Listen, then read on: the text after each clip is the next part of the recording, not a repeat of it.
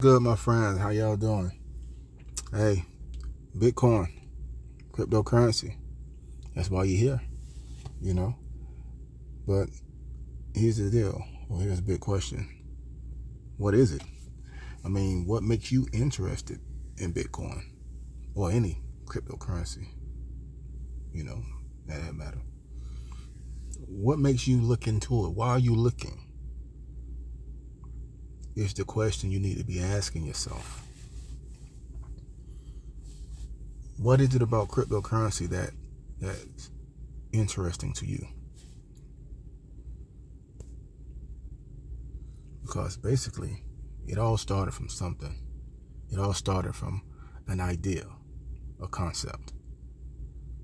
Someone just got tired of being fucked over by the economy, our financial system, worldwide, globally. It's the US dollar. And the whole world is tied up in the US dollar. And since the central bank took over, I think probably back in 71, when they took the dollar off the gold standard, the dollar's been going downhill, and prices of everything has been going uphill since then. But I guess somebody just got pissed off.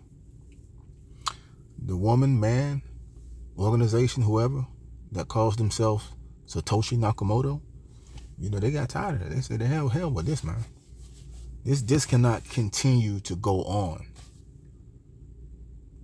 So they came up with an idea, a concept to develop a software application, an autonomous software application that is controlled by no one. It's been deployed and it cannot be changed, cannot be manipulated. The code is locked in. That's it. And Satoshi Nakamoto, the developer of Bitcoin, they designed it for the transfer of Bitcoin from person to person, anywhere within the world. All you need is a, Wi-Fi connection, an internet connection, a computer or a smartphone. Maybe not even a smartphone. I've seen folks in Africa using, I forgot what they were using, something, but it wasn't even connected to the internet, I don't think. But Satoshi Nakamoto developed it. And I don't think that person intended for it to get as big as it has gotten right now, and it's still growing. I think his intentions was that people that were technological inclined or just computer enthusiasts, software enthusiasts, people who were connected to software information, had software talent. Just people who were involved in the computer, the hackers out there, because that's where it all started. And I'm pretty much sure he knew it would have gotten in the hackers community, and other hackers would have started looking into it. People who just was interested in technology.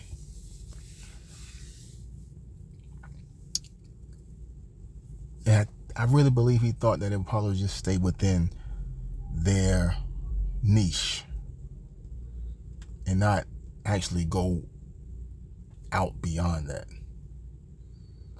But it's leaked out because the Bitcoin token it has gotten so valuable that it started getting attention from a lot of the heavy hitters out there, banks, investors, people who just like, man, this, they just kept looking. It kept growing, it kept growing, it kept growing. And as you can see right now, it's at 79,000. And I'm talking about Bitcoin. Man, in the beginning, you could have been downloading that thing on your computer, thousands of tokens for free, and now it takes a whole damn, they got right now, they got, man, I think it's El Salvador using volcano steam from the volcano to power their Bitcoin mining machines. This thing is getting huge. It is getting really huge. And you're just looking because it's getting bigger and bigger. That's why you're looking. You're like, well, damn, let me see what's going on with this Bitcoin. You're hearing the buzz out there again. It was quiet for like a year or two. Now you're hearing the buzz again. You're seeing videos. You're seeing it on the news or you're hearing it on the radio. And that's a good thing for you. You're curious. But just know that Satoshi, they made the Bitcoin blockchain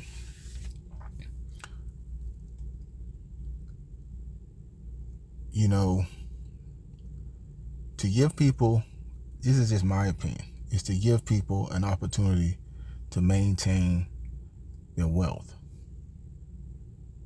And when I say maintain your wealth is your time. The time you spend working for money.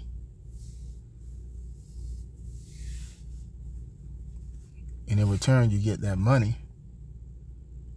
And just like I told you earlier, the dollar is losing value. Like, it's losing value, man. It is losing value.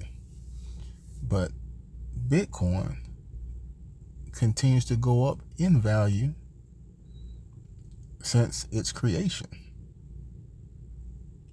Now, I don't want to lose you, but if you had a choice, and Bitcoin is a choice, you can utilize it or you don't have to. No one forces you. In the United States where I live, you're into the banking system, not the banking system, you're just in the economic dollar system by default. It's like there's no other choice. You have to use the dollar. Just like other countries, they have their own money and all this. You just by birth, that's where you live. That's whatever currency you have to use. There's no choice. Even if the particular place that you live, if their money is totally devalued, it's just in super hyperinflation, it is worthless. You still have to utilize that money. And that's crazy. And that's one of the reasons I feel Bitcoin was designed to help give the world, the people, a choice, an alternative. If they just sat down and possibly just read the white paper, which explains to you the purpose of Bitcoin,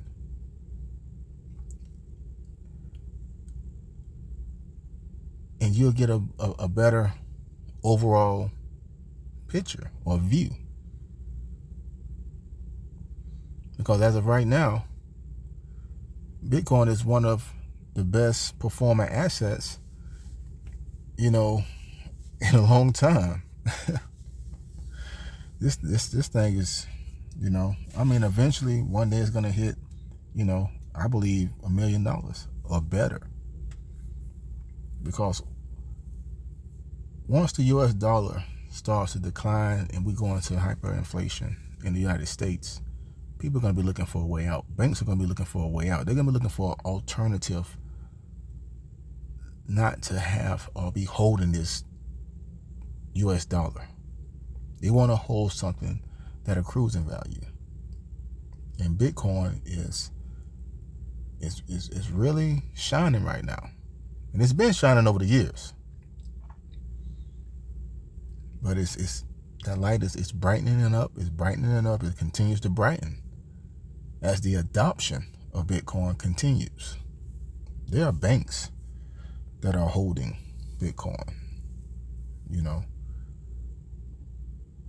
I mean, as of right now, I know for a fact one of the largest banks in America, I think it's JP Morgan. Yeah, I think it's JP Morgan. I looked it up, and they hold Bitcoin. Let me make sure. Let me make sure. Let me make sure. That's a point based on.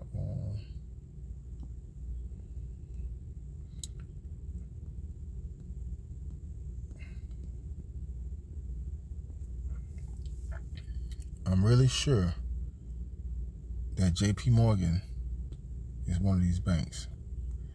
Yep, Chase Bank, JP Morgan. Direct holding for obvious reasons. Direct ownership is the most straightforward approach. Which banks own Bitcoin directly versus via ETFs? Chase Bank, yep, JP Morgan. Looking at it, you got Bank of New York Mellon, huge. Goldman Sachs, huge. I mean, Bank of New York Mellon, man, they actually are one of the largest asset holders in the world. I know they say BlackRock is, but Bank of New York Mellon, really, if you pay attention, you know, Bank of New York Mellon, you know, operates as a bank, but they got holdings. Their assets under management is, man, huge. But these banks hold Bitcoin, the same cryptocurrency that you're looking into. Same cryptocurrency that you're looking into. Do you own it? You may be considering owning it. Do you know anybody else personally who owns it? If Bank of New York Mellon and JP Morgan Chase, those two banks, if those two banks hold Bitcoin, that should at least ring a bell. Like, damn, okay, these some heavy hitters.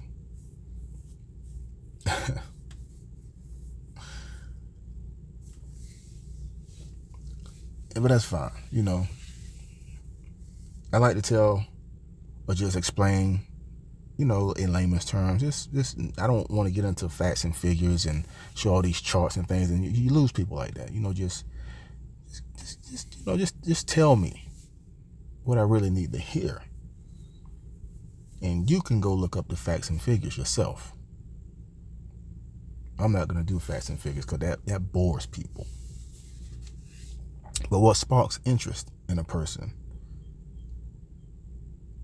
is stories, information, things that can cut a light bulb on in your head and have you like, oh man. Or that you get that aha moment. You're like, oh, that's what it do. Yeah. Bitcoin is, in my opinion, there is a lot of science behind Bitcoin. You get into the, you know, 256 hash, and, you know, you get into the, you know, the C for it's codes. It's all types of things, man. You know, the Bitcoin blockchain. You got the code that it was written in. You know, I mean, there's a lot of things when it comes to the technology behind Bitcoin. But just for layman's term, my opinion, Bitcoin is a wealth generator. It's a wealth generator, in my opinion. I mean, holding Bitcoin can be volatile. So it'll be hesitant for, investors nowadays to invest in it because they hate volatility. Anything, dropping 1 and 2%, that's just all hell breaks out for some people and corporations, because that 1 and 2% can be a lot of money lost in a day. For an individual person got $100 or something in Bitcoin, 1 and 2%, you lost what, $2, dollar, but a corporation that got 200 million, come on, man. You lost $1 million, $2 million a day. Yeah, in my opinion, Bitcoin is going to be a standard in the world for storing your economic wealth. I mean, people just going to say, hey, look, man, I feel my economic wealth, my time is safer stored in Bitcoin than the current native currency where I live, whether it's the dollar, the euro, the yen, wherever you are in the world. All money, deflation, except for, I believe, Iraq. I think the dinar it's been holding its value because that's the oil. The dinar. From the last time I looked that up, they money holds some value. Hey, Bitcoin it's been changing people's lives. It's been changing people's lives, and it's still changing lives. And if you're here listening to this video, congratulations. There will be more posted in the future, but as of right now, take the time out. Go to Bitcoin.com. Go to Bitcoin.com and pull up the white paper and read it. There's a few pages. I believe it's like maybe 7-10 pages, something like that, real short. And try to get an understanding of what the creator, the developer of Bitcoin wanted to do. That white paper is going to give you direction in what direction Bitcoin is heading. The original code of Bitcoin will never be changed. There will be developers that's building around Bitcoin, building on top of Bitcoin, creating other projects, doing other things. But the original Bitcoin code is locked in forever, never to be changed. That's good. That is good. So, hey, go to the website, and I'll probably put the link to the website, in the description, so you can just click on it and check it out. And I guess I'll talk to you guys on the next video. Peace out.